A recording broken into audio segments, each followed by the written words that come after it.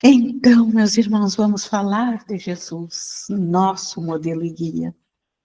O maior benfeitor que esteve na humanidade até hoje, quando Kardec pergunta aos espíritos qual o ser mais perfeito que Deus enviou à Terra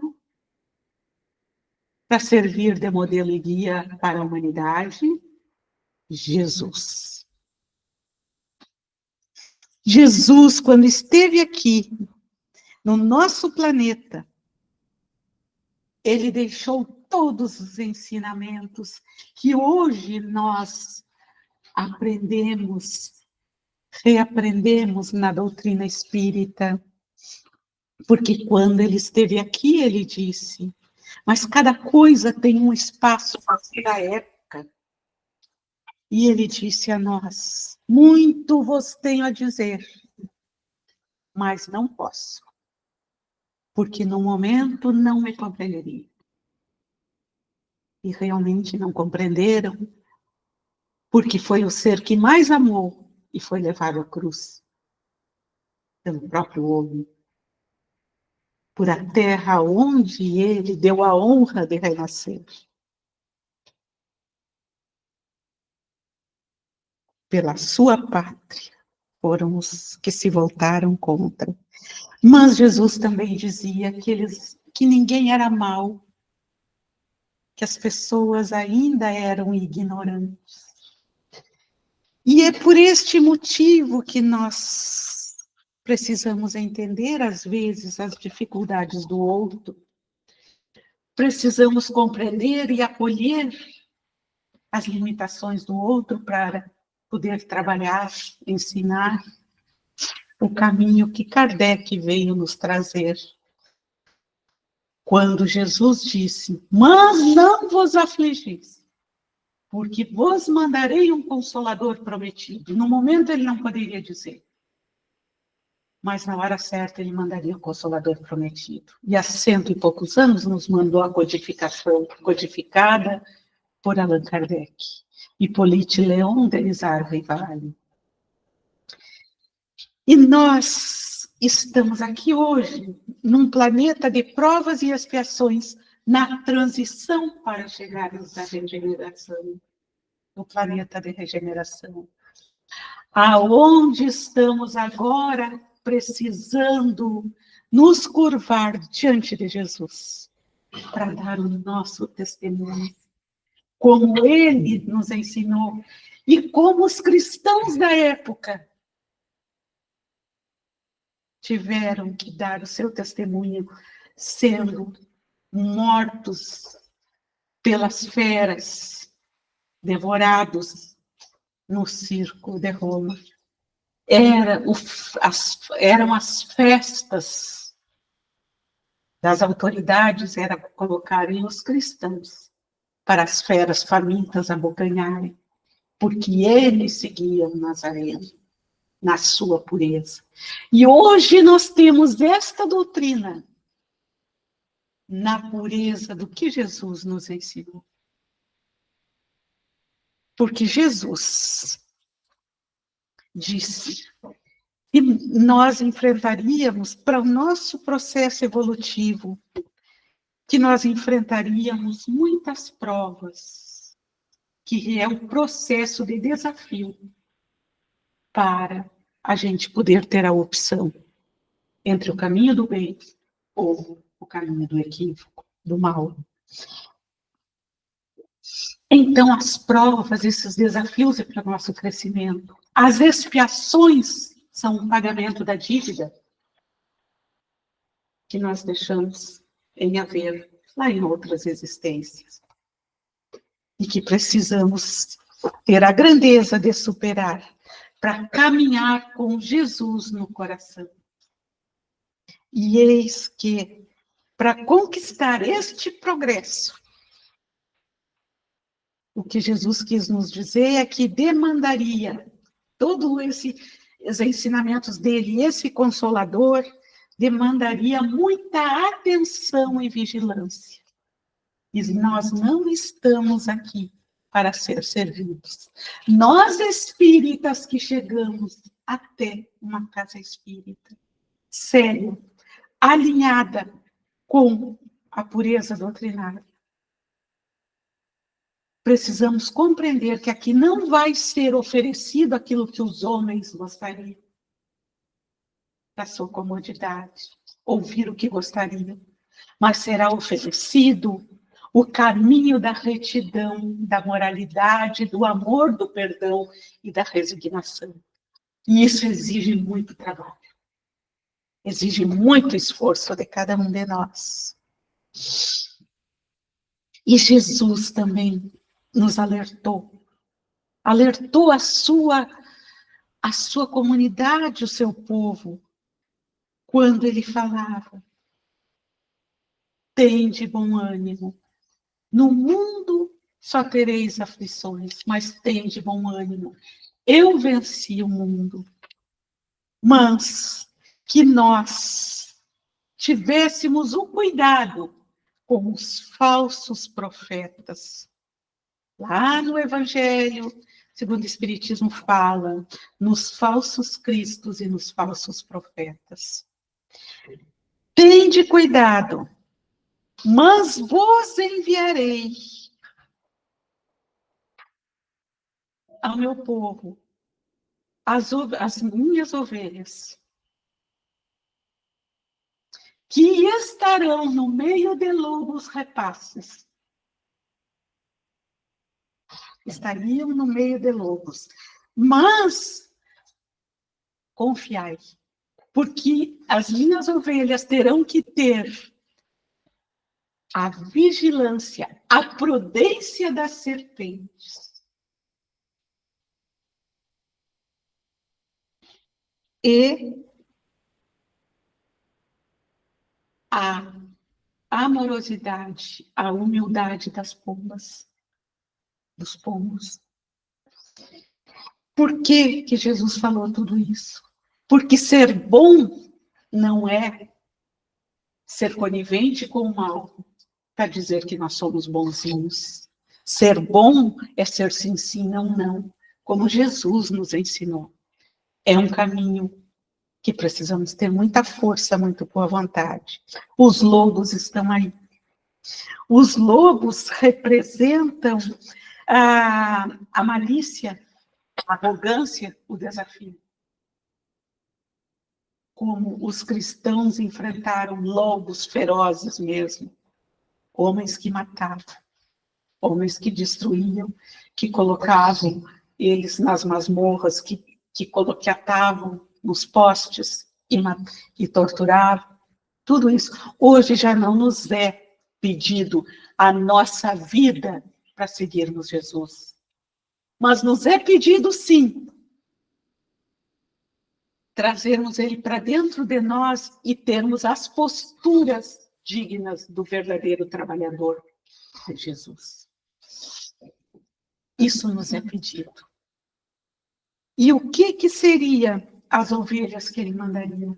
Seríamos nós, os espíritas, a humildade, a simplicidade, o acolhimento, o amor, mas tendo a prudência das serpentes, para não sermos vilipendiados e manuseados, como infelizmente nós vemos aí no movimento espírita. Não estou me referindo só a Portugal, mas no mundo, onde os falsos profetas estão oferecendo maravilhas e fugindo à pureza doutrinária, criando pendurucários, como se diz, dentro das casas espíritas e desviando, esquecendo de trabalhar os ensinamentos de Jesus, aonde na casa espírita não cabe. Levar terapias de cores, levar todas essas coisas, constelação familiar para dentro da casa espírita, enfim, aquilo que os homens gostariam de receber, entendendo que aí eles seriam curados, porque ainda estão equivocados, porque a cura vem de dentro para fora. Quando nós começamos a nos curar dos nossos desequilíbrios, então hoje seguir Jesus não é morrer mais numa cruz, nem sendo devorado pelos circos, Mas amar Jesus é ter dignidade, é ter coerência, é trabalhar no bem, é olhar o outro como um irmão nosso. Se ele está errado, se ele está equivocado, procurar ensinar o caminho, mas não dizer que amar é fazer o que o outro quer para agradar. O nosso compromisso é agradar a Jesus, a Kardec, a doutrina espírita. Então, e os pombos significava a pureza.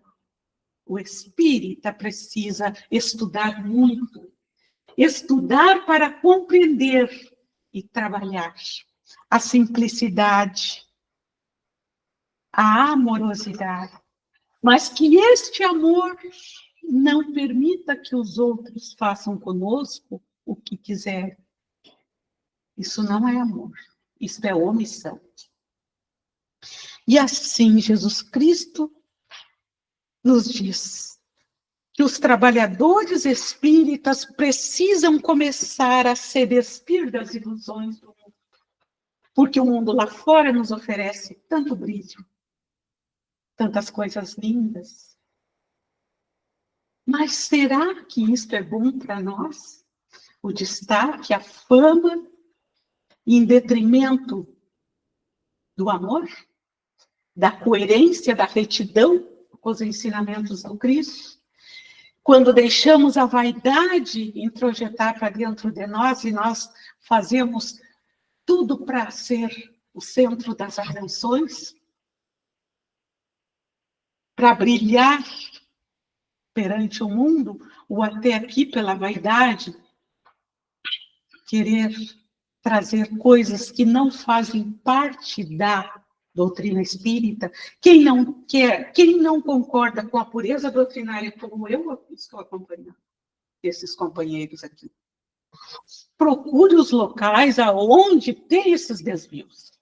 Mas não vir para dentro de uma casa espírita, querer que a casa espírita trabalhe como a casa tal, como a outra tal. Porque isso vai ser responsabilidade dos dirigentes que estão fugindo da coerência. Jesus, quando esteve na Terra, ele trabalhou a mediunidade. Tudo isso que nós temos na doutrina, mas de uma forma. Em 3 anos ele ensinou muito rápido.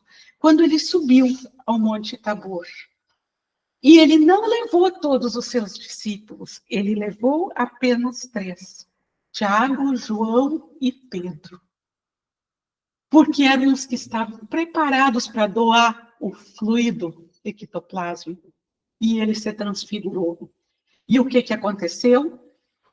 Eles puderam ver que a vida não terminava, que a gente morria, mas o corpo perecia, mas o espírito continuava. Quando se materializou Moisés e Elias, se materializou Moisés e Elias, que eram mortos e que se materializaram ali, e Jesus se transfigurou para que eles se materializassem, porque Jesus era um médium e ele tinha todas as aptidões mediúnicas. Mas Jesus ensinou esta retidão com os seus ensinamentos, esta coerência. E quando Paulo de Tarso, que era um dos grandes opositores, doutor da lei, iria indo para a cidade para matar o cristão que havia transformado Abigail no seu grande amor, que havia desencarnado em cristã, Jesus apareceu para ele e disse: Paulo, Paulo, o que queres de mim? Paulo, por que, meu Deus, tanto em outras palavras? E quando ele sentiu a luz de Jesus, que foi tão forte, tão resplandecente, que ele desmaiou e cegou, caiu do cavalo. E os companheiros colocaram ele no cavalo e Jesus disse, vá até Ananias que ele vai te devolver a visão, como quem diz, quem tu mais odeia, sabe amar. E ele foi. Chegando lá, Ananias abençoou ele, deu um passe e a visão dele voltou. A partir daí, ele foi o seguidor mais fiel de Jesus, porque vieram outros que às vezes queriam misturar as leis do farisaísmo com o cristianismo, e ele era reto. Fiquem quem ficar, mas eu não vou me desviar. E ele saía pelo mundo a construir igrejas e deixava o templo construído e seguia. E quando ele estava em Éfeso, ele fez toda a construção, Jesus com ele, porque Jesus orientava ele intuitivamente a tarefa. Ele estudava Jesus, os ensinamentos. E lá na igreja de Éfeso, ele, em Atos dos Apóstolos, no capítulo 20, ele fez uma profecia, Paulo de Tarso, que era Saulo, doutor da lei. Sei que depois da minha partida se introduzirão lobos entre vós, muito vorazes. Ele sabia que ali ia entrar os perigosos para fazer a mistura do cristianismo verdadeiro, que o espiritismo nos trouxe hoje de volta ao cristianismo primitivo. Mas tendes vigilância e prudência. Vocês enfrentarão as divisões que Kardec, as divisões, as oposições, porque chegam como cordeiros e depois, às vezes, se tornam ameaças para o progresso daquela igreja, daquele segmento. E Kardec coloca no livro dos médiuns a mesma coisa, cuidado com os escolhos. O que são os escolhos?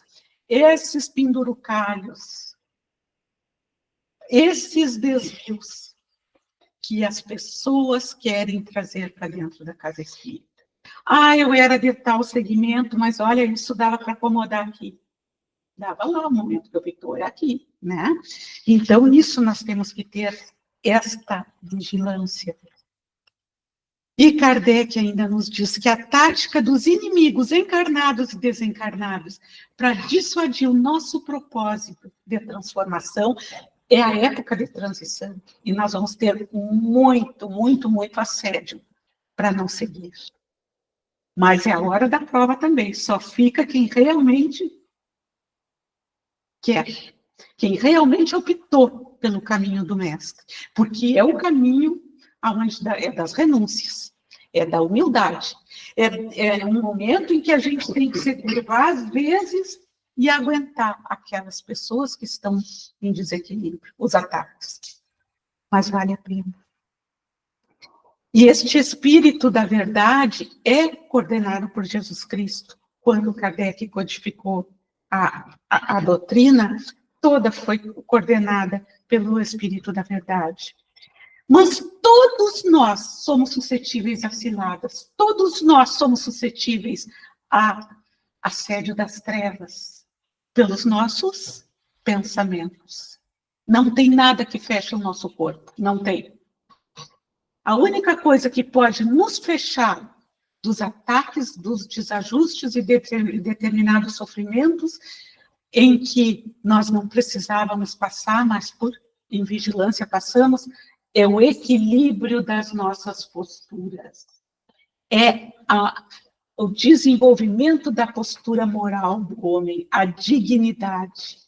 Nunca vamos perder por sermos honestos. Só temos a ganhar, meus irmãos. E na questão 466 do Livro dos Espíritos, Kardec pergunta, por que permite Deus que os espíritos nos excitem o mal? Se Deus é a nossa sabedoria suprema, é a causa primária de todas as coisas, por que que Ele permite que, às vezes, obsessores, seres trevosos, nos conduzam à bebida, à drogadição, à maledicência, à promiscuidade sexual? Por quê?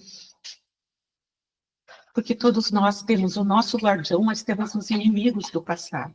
São provas, são desafios. Porque eu só provo o que eu já construí dentro de mim quando eu sou convidado e resisto a determinados desatinos que ainda carrego nos meus arquétipos de tendência.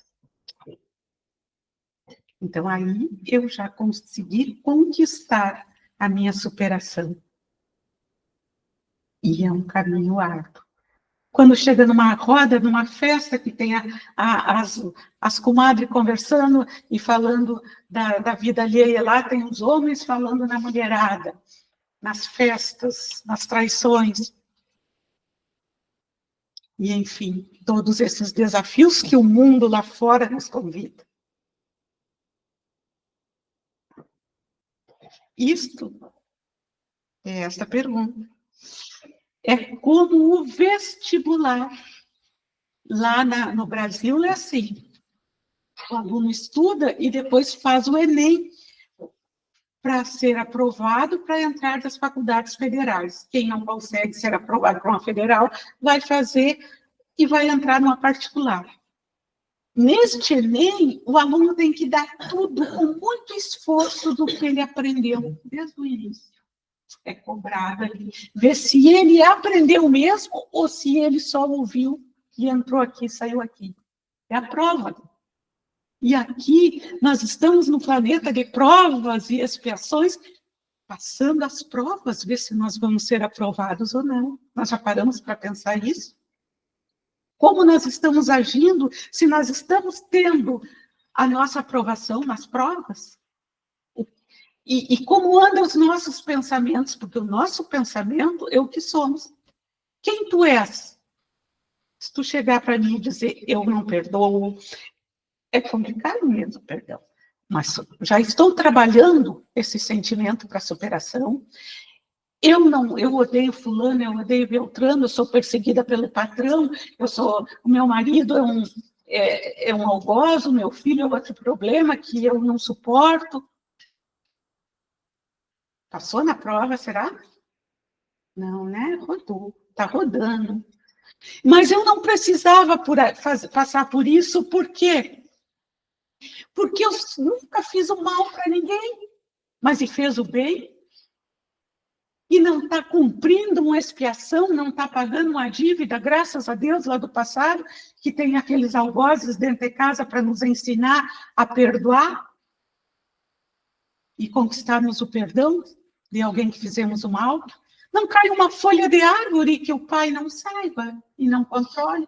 Por que que os meus problemas não são para mim crescer? Mas eu posso, eu como espírita, não tenho que me comprazer com o meu sofrimento. Eu preciso fazer a superação com resignação e humildade, mas nunca cruzar os braços. A minha vida é assim porque eu nasci para passar isso, não. A minha vida é assim, mas eu vou construir pelo trabalho no bem e méritos para fazer um caminho diferente. É assim que age o verdadeiro cristão. Eu vou construir coisas boas porque eu vou me transformar num ser melhor. Vejamos coisa linda quando a gente ouve isso. E é por isso que os espíritos nos recitam o mal, para nos desafiar. Deus permite que os obsessores cheguem até nós, pela nossa afinidade, às vezes com essas queixas, e nos desafiar a ser bons, a fazer o bem, né? Hoje, esses lobos que Jesus disse que estariam por aqui para enfrentarmos, sabe quais são os mais perigosos? Os que ainda estão aqui, ó, o homem velho, os nossos defeitos. Esses são os lobos mais difíceis de enfrentarmos, as tentações da vida lá fora, da vida na matéria. Amai os nossos inimigos e fazei o bem àqueles que vos persigam e caluniam. É isso que nos diz o Evangelho. Então, cada vez que a gente se irar, se revoltar, porque tem coisas que atravessam mesmo, que dói, nós temos que fazer esta colocação para nós. Se fosse Jesus no meu lugar, o que ele faria? Ele saía com o revólver na mão matando? Ou ele perdoaria? Ou ele se afastaria até a pessoa se equilibrar, porque às vezes não adianta estar insistindo com quem não quer, querendo mudar o outro, mas sim mudar a nós mesmos, né? Então, não adianta dizer, eu nunca fiz o mal, por que eu estou passando isso? Mas será que eu já fiz o bem? As obsessões dos espíritos, nós não temos que culpar eles, porque eles se chegam até nós por afinidade. Abertura de pensamentos nossos. Eles pensam, eles se aproximam de nós pelo que nós pensamos. E tem os nossos inimigos do passado que nós destruímos. Por isso que uma mulher vinha vindo da rua e encontrou Chico Xavier e disse, Chico, por favor, me tira esse obsessor que me atormenta há muitos anos. E ele disse assim, tirar para quê, minha filha? Vamos para a casa espírita, tu e ele, porque o momento que ela mudasse, o obsessor ia entender que ele é que estava perdendo tempo. Então, é isso que a doutrina nos ensina e que só o estudo nos faz compreender, que é uma mudança que tem que vir de nós, que precisamos fazer a prece, que precisamos levar o evangelho de Jesus para dentro do nosso lar, para que o nosso lar se torne como a casa espírita, que tem Jesus dentro dele. O lar que tem evangelho no lar fica longe o magnetismo, como que paredes de choque que a treva não consegue chegar. Quem leva Jesus para dentro do seu lar, através do evangelho no lar. Naquele horário, os mentores estão ali, mas nós temos que fazer a nossa parte, porque se é segunda-feira às 8 horas da noite, segunda-feira às 8 horas, eles estão a postos. É a limpeza, a faxina das toxinas mentais, nossa e dos outros, e dos obsessores. E eles não encontram clima para ficar dentro do nosso lar. Mas exige um esforço nosso. Nós precisamos aprender a trilhar esse caminho. E na questão 457, 467, pode o homem eximir-se da influência dos espíritos que procuram arrastá-lo ao mal? Pode a gente ser livrado desses espíritos que procuram nos levar ao mal? Espíritos só se apegam àqueles que, pelo seu desejo, os atraem, pela vingança de seus algozes. Então, eles só nos prejudicam porque nós somos iguais, nós pensamos semelhante a eles. Isso que nós temos que... É isso aí que nós precisamos repensar quando a gente se queixa da vida. E as obsessões acontecem lá pelos nossos arquétipos, as tendências de ódio, de revolta, de inveja, de ciúme, de falta de humildade. Na casa espírita, ainda bem que não tem ninguém melindrado, né? Se o dirigente da casa ou algum colega cobra alguma coisa de disciplina, ficam felizes porque é aprendizado, é crescimento. Coisa boa no movimento espírita não tem ainda. Nós somos espíritas e somos os mais melindrados. Aqueles que o orgulho ainda está muito forte.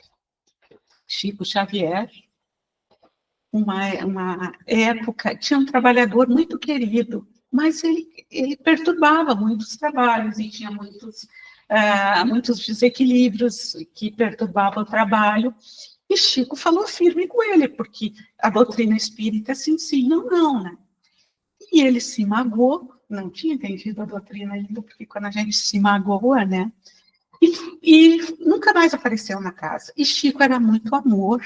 E ele chorava muito. Chorava e dizia, mas o que eu fui capaz de fazer com meu irmão? Eu fui duro com ele. Se apresenta Emmanuel e diz, por que tu chora, Chico? Ah, Emmanuel, o espírito Emmanuel, né? Eu magoei o meu irmão, eu fiz ele sofrer, eu ofendi ele, eu acho que ele se ofendeu com as coisas que eu cobrei, mas era para o bem dele. E eu estou muito triste, porque eu estou me sentindo responsável por uma pessoa que se afastou da doutrina. Ah, tu está preocupado com isso, então vai lá, bate na porta da casa dele e pede perdão. É o mínimo que nós temos que fazer. E Chico levantou no outro dia, se foi e bateu na porta da casa do companheiro. Chico, tu aqui? Sim, meu irmão. Eu estou muito angustiada, porque eu acho que eu te magoei aquele dia que eu falei, foi de uma forma que não foi das melhores, e eu vim te pedir perdão. Olha, Chico, vou te dizer, ou tu é muito sem vergonha, ou tu é muito bom.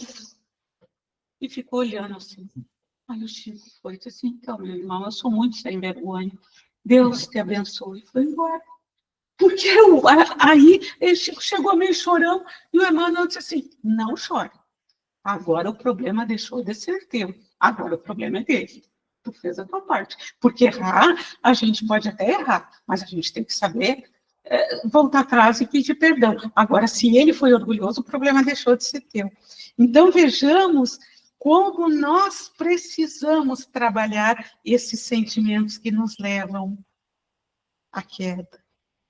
Então, eis que vos enviarei minhas ovelhas, mas sereis prudentes como as serpentes e dóceis como as pombas. Einstein já dizia, um homem com pouca ciência não acredita em Deus, porque ele domina tudo. E aí ele quer ser o centro, e ele quer criar as coisas diferentes, como a gente vê em muitos no movimento espírita, botando essas coisas diferentes da doutrina, da pureza doutrinária. Querendo misturar com vários segmentos. Mas, e os grandes da ciência não querem admitir Deus porque eles são superiores. Mas um homem com muita ciência, ou com pouca, não acredita, porque ele é o Senhor. Ele não pode ter ninguém superior. Os médicos eram assim antigamente. Mas Einstein, um homem com muita ciência acredita em Deus e se curva de Deus. Vejamos a sabedoria, né? Quando a gente atinge o verdadeiro conhecimento da ciência, a gente se curva sabendo que a gente nada sabe. E eis que então vamos contar uma história para compreendermos que tudo que nós fizermos, nós registramos no nosso perispírito. Ele é o nosso livro de registros. Cada coisa equivocada fica a marca aqui. Como cada trabalho, cada acolhimento e cada olhar e amorosidade que a gente dedica ao outro necessitado, fica um crédito aqui. Inclusive os nossos órgãos, quando nós doamos, que estamos desencarnando. Aí tem gente que não estuda a doutrina, que diz, mas eu não vou doar, porque diz que aí o perispírito, tu mandou tirar o coração, o perispírito vai ficar com um buraco ali. Fica uma fonte de luz, porque eu tive o desprendimento de entregar algo que não me servia mais, porque eu estava partindo. É mérito, é luz, servir no bem. E tudo que nós fizermos e ajudarmos, como esses irmãos aqui, como vocês, lutam tanto para manter este ponto de luz, Deus está no comando. Pode sair todo mundo. Se a casa seguir na coerência, ficar um ou dois, ela vai voltar a ter todo um grupo. Por que vocês estão aqui? Porque vocês estão buscando Jesus na sua pureza. Não é resolver problemas apenas materiais. E uma irmã, na obra Contos e Apólogos, do irmão X, tem uma história da manifestação da lei de causa e efeito, porque tudo isso que a gente está construindo na Terra, a parte material vai ficar aqui. Mas nós levamos conosco o patrimônio espiritual. Por isso que vale a pena mudar, meus irmãos. E havia uma senhora que, na antevéspera do Natal, em 1856, lá da época de toda aquela abastança, toda da riqueza, do status com poder, Dona Maria Augusta Correia da Silva, retorna à sua fazenda, às margens do rio Paraíba, lá no Brasil. ficava um ano de passeio na corte, usufruindo das benesses do social das cortes. Riquíssima, sendo bajulada. Aí ela ficava um ano passeando. Aí vinha para a fazenda e todos os escravos, ela sentava num pedestal, numa poltrona, e todos os escravos, 62 escravos, tinham que seguir junto a ela, pedir a bênção, e se ajoelhar e beijar na mão dela. E ali estavam seus 62 escravos, pedindo a bênção. E eis que uma mestiça, com 2 crianças nos braços, foi ficando meio separada. Todos cumprimentaram, ela veio. E Dona Maria Augusta disse: de quem são as tuas crias, Matilde? É do Zico.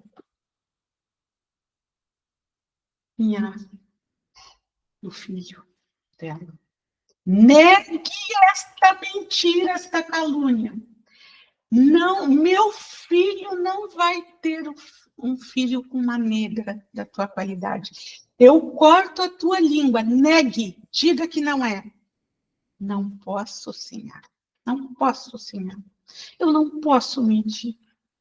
Eu não sou mentirosa. Negue esta mentira. Então, retira. Retira lá para o teu lugar lá e vai-te embora. Amanhã, tal hora, tu vem falar comigo. Vai para lá, junto com a tua turma, e amanhã tu vem falar comigo. Mas vem sem as crias. Deixa tuas crias lá. E ela foi. No outro dia, cedo, estava ela postos no pátio. Ela chamou o capitão do mato, o bandidão, e disse: agora tu vem conosco e nós vamos conversar. Era um dia de muitas enchentes, porque tinha havido uma chuvarada muito grande no rio. Paraíba, assim, derramava água por todas as pontas. E ela chegou na beira do rio e o capitão do mato puxa o rebenque e passa no lombo. Diz que essas crias não são do Iosico. Não posso, Nha. Eu não posso mentir. Deus sabe que são. Tu vai morrer, tu vai ficar, vou pegar tuas crias e doar e tu vai morrer. Não deixa eu morrer. Eu preciso criar os meus filhos, senhor. Não me mate, não deixe morrer. Te manda, atravessa esse rio e vai-te embora e nunca mais aparece. Que as tuas crias eu vou dar um jeito, porque eu não sou avó desse tipo de gente, de ler o escravo. E ela não queria enfrentar o rio e o rebente pegar. Levou ela a laço para dentro, e aí a água reborqueando, e ela morreu, a Matilde. 100 anos depois, ela dizia: socorro, socorro, meu Deus, valei-me de mim e dos meus filhinhos, cuida dos meus filhinhos. E foi, e partiu para a espiritualidade. Daí, há 100 anos, na mesma data, na antevéspera do Natal, nasce em Minas Gerais uma mulher pobre, cheia de filhos, com 5 filhos, que trabalhava dia e noite para poder sustentar os filhos junto ao marido. E veio uma chuvarada e ela morava na beira do rio. Pela pobreza de não poder ter um lar, em um lugar protegido. E veio uma chuvarada e leva tudo. E ela, para salvar os filhos, tirando da enchente, e quando viu, ela não teve como escapar. E ela dizia: Senhor, Senhor, meu Deus, socorro, valei-me, Senhor. partiu água abaixo. Quem era esta alma? Quantos que olharam e disseram assim: pobre mulher, trabalhava dia e noite para alimentar os filhos. Quem era ela? A Dona Maria Augusta. Então, a lei de ação e reação não falha para nenhum de nós. Então, vamos construir uma vida no bem. Não façamos mais do que já fizemos no passado. E é por esse motivo que muitos de nós estamos aqui, para exercer a mediunidade com Jesus. Mediunidade com Jesus não é só trabalhar dentro de uma sala mediúnica. Mediunidade com Jesus é ser homem de bem, ser homem no sentido generalizado, é ser uma pessoa que ajuda, é ser uma pessoa que ama, é ser uma pessoa que acolhe, que abraça. Isto é ser um homem de bem. E vamos ser este médium com Jesus, porque todos nós, no livro dos médiuns, diz assim, somos médiuns. Quem não tem intuição, quem não tem um sonho, quem não tem uma sensação, sai na rua e enxerga uma pessoa, pensa que era aquele, daí a 2, 3 quadras passa por aquela pessoa. Todos nós somos médiuns, mas uns mais ostensivos, outros menos. Nós somos trinos, meus irmãos, e a vida no corpo é a roupa. Nós somos espírito, perispírito, corpo. E tudo aquilo que nós construímos fica registrado no nosso perispírito. Então, mediunidade, essa mediunidade ostensiva, é um patrimônio que nós recebemos de Deus, não para negociar, não para fazer essas coisas aonde recebe dinheiro ou palmas ou admiração dos homens, mas é trabalhar com Jesus no coração, é trabalhar no bem, sem receber doação nem destaque social. Aqueles que vivem, a gente sabe, traficando a mediunidade. O que é um traficante da mediunidade? É aquele que trabalha nessa área, fazendo trabalhos, trocando moedas e iludindo as pessoas.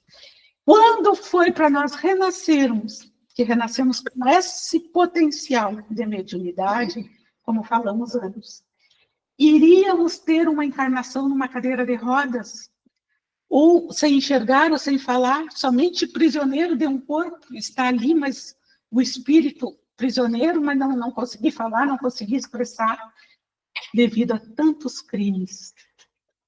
E nós, junto à espiritualidade, com a engenharia do mundo espiritual, na hora do planejamento da reencarnação, junto ao nosso benfeitor, pedimos, dai-me a mediunidade para que eu resgate os crimes que eu pratiquei, servindo ao meu próximo. Na hora de um passe em que eu imponho as mãos para transfundir energia, aonde eu passo a minha energia ectoplásmica e que ela se mistura com a energia do benfeitor que está atendendo no trabalho e que ajuda a pessoa a sanar determinados desequilíbrios, até cura de tumores, que não é aquela cura de cortar, como tem gente que faz para sensacionalismo, é a mudança do comportamento das células e que onde tinha um tumor, quando eu confio e quando eu me entrego a Deus e tenho um merecimento, ela pode, naquele tumor maligno, começar a produzir células benignas e o tumor desaparecer. Quanta cura se tem na casa espírita que a pessoa não fica sabendo, porque ser espírita não é destacar a mediunidade de cura. É trabalhar no anonimato junto com todos os outros companheiros, sem esse destaque, sem essa vaidade. Isso é trabalhar com Jesus. André Luiz, quando fala nessa mediunidade transviada, ele se dirige a esse tipo de médium doente, que está buscando o sensacionalismo na Terra, enriquecendo à custa de algo que nós recebemos de graça, porque o nosso organismo físico foi concebido para fazer essa conexão com o mundo espiritual, a mediunidade psicofísica.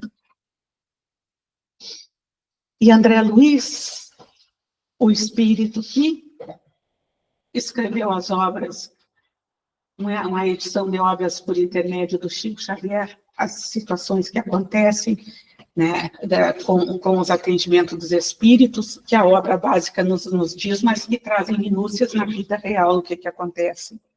Pergunta, a respeito das consequências para o médium, que explora a mediunidade, ou na vaidade, ou no financeiro. E a resposta é muito triste.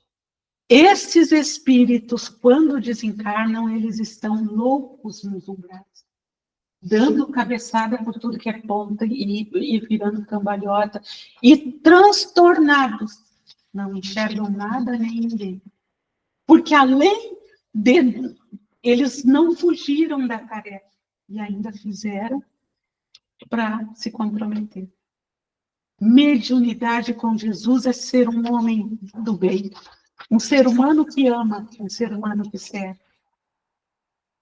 Então, meus irmãos, sintonia com os sentimentos elevados. Ninguém vai nos destruir, não precisamos ter medo que estejam nos fazendo mal. Na questão 551 pergunta, pode o homem mau, com a ajuda de um espírito mau, destruir a vida do outro?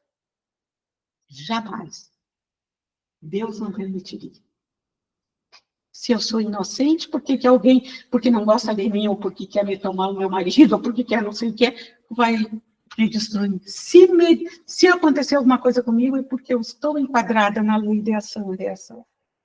Então, vamos nos estudar a doutrina para ir nos desprendendo desses atavismos, esses medos, né? Não permitamos que os outros nos atirem pedra, nos atirem excrementos. Isso depende de nós. As pessoas fazem conosco aquilo que nós permitimos que elas façam. Quando alguém estiver com as mãos sujas para nos atirar barro, porcaria, saiamos da frente, não fiquemos esperando.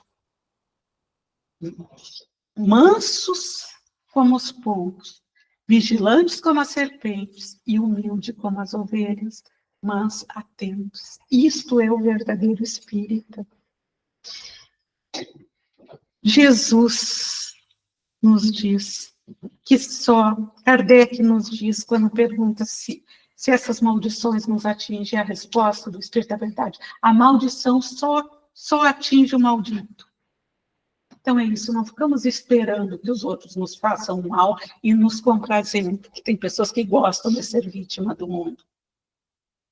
Jesus, quando se aproximava das pessoas obsidiadas e que os apóstolos dele iam lá e não conseguiam retirar os espíritos, ele dizia, esse tipo de entidade precisa de jejum e oração. E aí, então, foi interpretado no catolicismo que aí a pessoa tinha que ficar sem comer na Semana Santa.